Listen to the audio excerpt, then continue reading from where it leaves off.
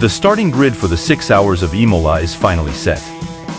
And for the happiness of tifosis, Ferrari dominated the qualifying session in the Hypercar class.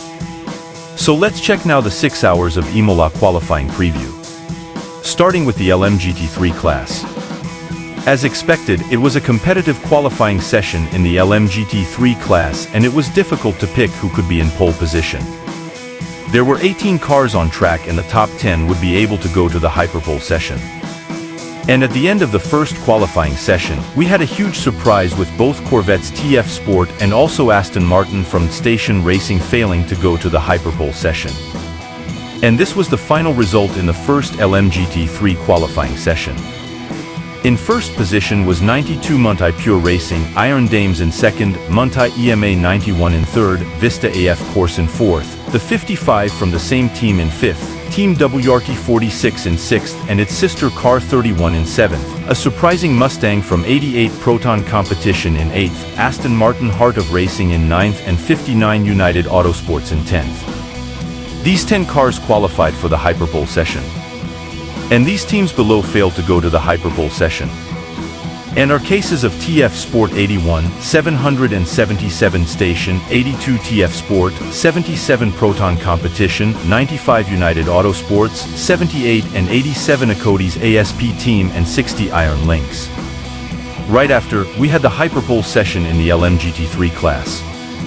And we had the dominance of the 92 car Montai Pure Racing with Alex Malikin setting a quick lap of 1 minute and 42.365 seconds, with 693 miles of seconds ahead of the second place, who was the 27 Heart of Racing team. With that, the top three was the 92 Montai Pure Racing in pole position, 27 Heart of Racing in second, and 46 Team WRT in third. Now here we go for the Hypercar class. There were 19 cars on track, and the task would not be easy for everyone. Like expected, the first session was competitive and many cars were really focusing to go to the Hyperpole session. And about 2 minutes to the end of the session, we had Dries Vanthoor spinning and caused a red flag. And obviously, this was not good for teams like Cadillac Racing, Peugeot, and the 38 Hertz Team Jota, which were fighting to go to the Hyperpole session. And when the session was resumed, these teams were not able to go to the Hyperpole session. And this was the final result in the first Hypercar qualifying session. In first position was 50 Ferrari AF Corse, 5 Porsche Penske in second, Toyota 8 in third, and its sister car number 7 in fourth. The AF Corse 83 was in fifth, Ferrari AF Corse 51 in sixth, Proton Competition car 99 in seventh, BMW WRT 20 in eighth, Hertz Team Jota in ninth, and 6 Porsche Penske in 10th. These 10 cars qualified for the Hyperpole session. And these teams below failed to go to the Hyperpole session.